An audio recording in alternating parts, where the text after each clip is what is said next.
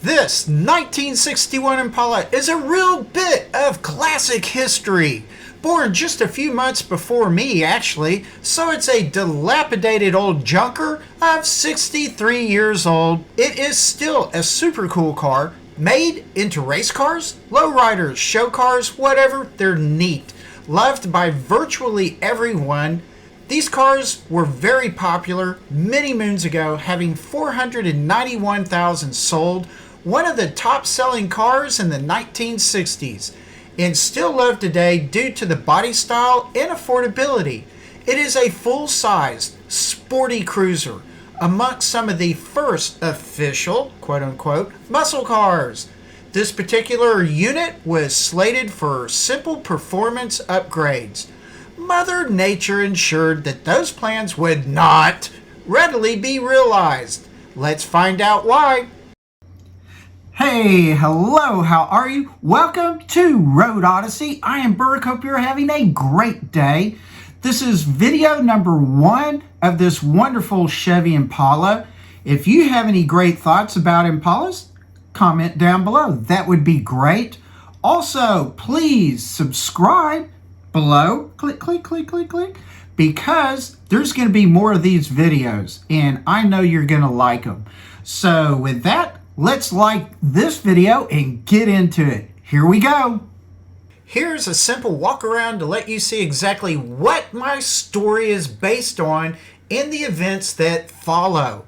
This car arrived at Callaway Customs just north of Paris, Texas by at least June 28th, 2024, the heat of the summer.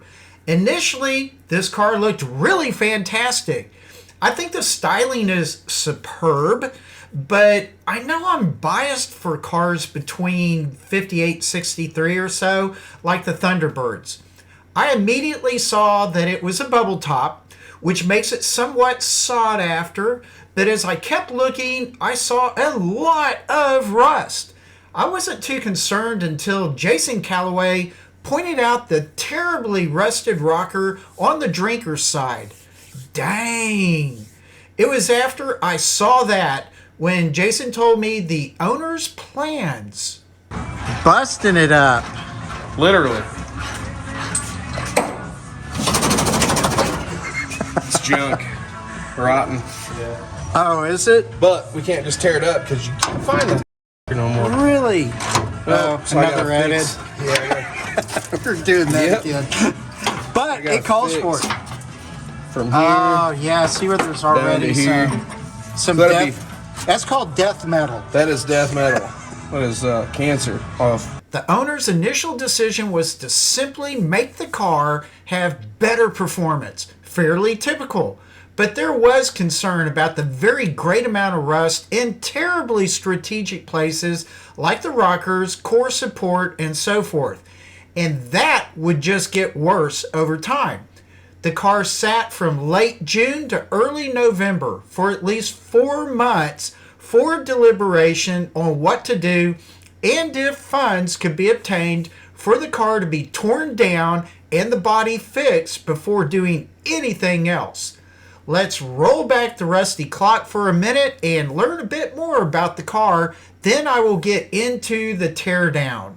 The basic value of the car could be next to nothing because this car is in bad shape, though better than a good parts car. A decent unit could be around $22,000 to $32,000 according to Haggerty.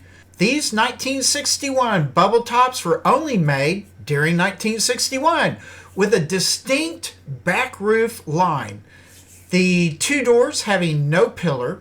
Oddly enough, according to Hot Rod Magazine, the 1962 Bel Air has got the same roof line. As for the history of this particular car, here's what I know so far. I looked up the VIN and CAL tag information for this car and found that it is, in theory, a keeper. Here's a rundown on the VIN and CAL tags themselves. From the VIN on the door jamb, that VIN number is 11837S 238605. And here's how it is deciphered. That first one, 1961. The 18 is a Chevy V8. 37 is two-door coupe. S is the plant, St. Louis, Missouri. And I guess the 238605 is like the serial number. As for the cowl tag, on the left driver's side of the firewall, Chevrolet Division General Motor Corps, 5D Detroit. That means that it was built in May, the 4th week, Detroit Assembly Plant. Style 61-1837, body SL 23615. So style 61, that's 1961. 18 is the Chevy V8 37 two-door coupe, SL St. Louis. And I believe the 23615 may be the order number or build number or something. Fourth line, trim 825, paint 936. So that trim comes out to be green interior, material cloth and vinyl. Paint is ermine white. The accessories, B, Easy 1 4C. I did not decipher that. Line 6 says, this car finished with magic mirror acrylic lacquer. Woohoo! Body by Fisher.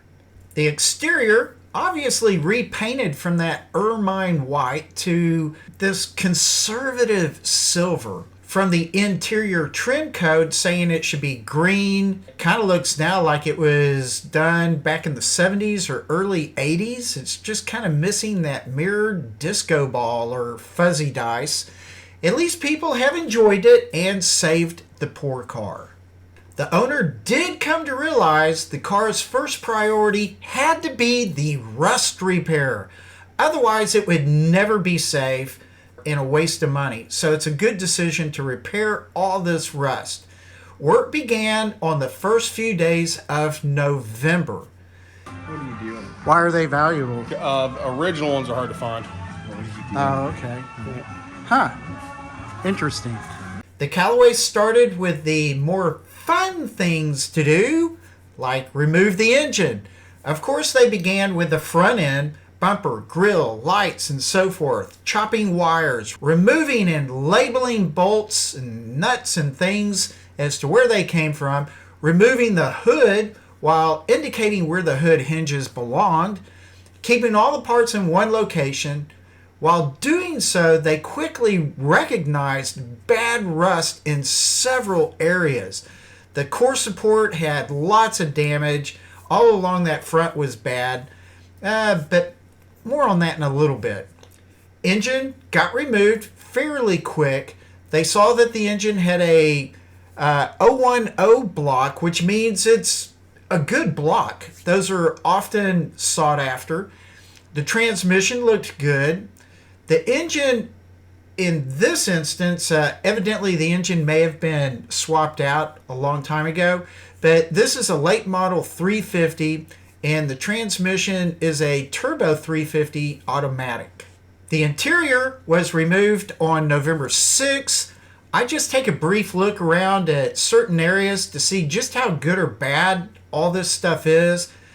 The inside of the car, I thought initially was okay. No! Floors are almost rusted through, especially on the front passenger side.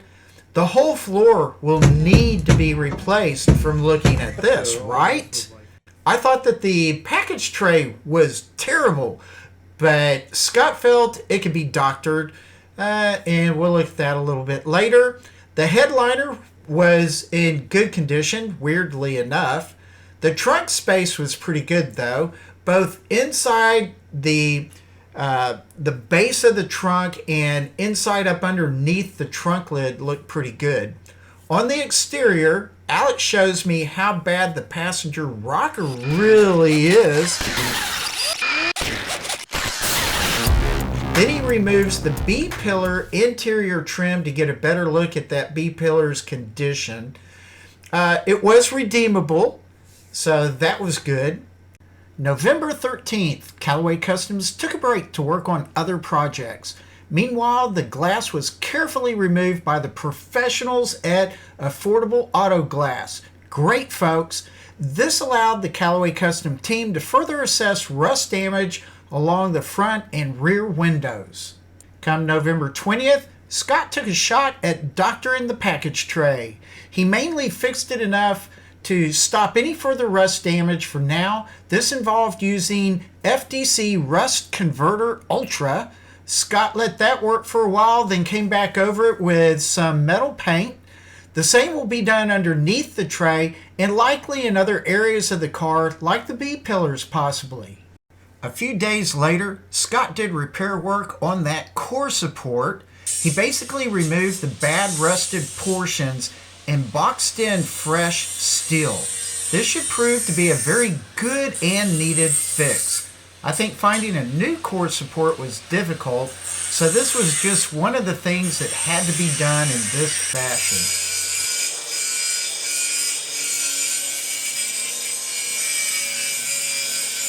The huge moment of rust removal destruction finally came at the end of December. They had welded in the support tubing to maintain the body rigidity. Why? So they could cut out the flooring and remove the rockers. Awesome! Yay! I know! At this time, the car was officially off its rocker. Yeah, well, I tried to be funny. Back to reality. Cutting out the basic portion of the metal was not difficult. What was difficult was having to drill every single weld from the factory and cleaning up the perimeter of the floor plan where it needs to reattach. While Jason and Alex were cutting and drilling to clean the perimeter and reach good metal to work with, I wanted to record the rust damage. Regardless as to if you can tell where you are in the car, it's safe to say that the rust was extensive. Making the decision to replace all of the flooring and rockers was very wise. Now, each rivet hole was drilled and cleaned because all of that will be needed to reuse when the new flooring goes in. 1 week later, this being mid-January 2025 now, Jason and Alex had inserted the flooring and Jason tack welded and metal screwed it into place. It was strong enough to allow them to remove that body support tubing. By the end of January, Jason welded the flooring in slowly. A very tedious and timely job. Every factory weld spot was reused, if not more than those, all along the perimeter of the new flooring. When the flooring was in, it was time to install the new rockers. For the main portion of the rockers, that took Jason very little time to tack weld in and get that all prepped up. The aftermarket rockers fit well. The more difficult part was that they did not get good end pieces to the rockers that joined at the base of the A-pillars. Jason had to compromise a little bit and just weld in small pieces of similar metal that basically mimicked what was there before. Function over art. Finally, they welded any small gaps in the flooring and sealed them with automotive seam sealer. Well, this is getting pretty close to the end. It's still mid-February.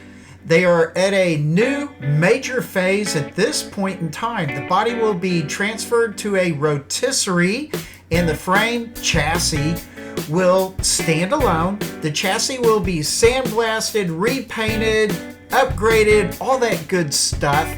Beyond that, you'll just have to join me for the next phase of this wonderful 1961 Impala build.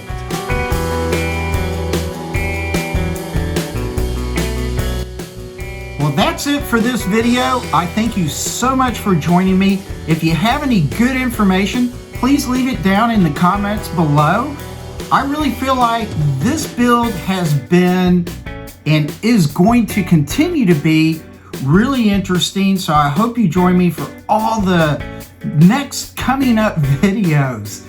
And you know, these builds are very dependent on the customer, how much money they have, and just the skill level of the shop or all the shops that end up being involved. You know, sometimes these things go into shops and the engines are built wrong, the whole car is not really restored properly.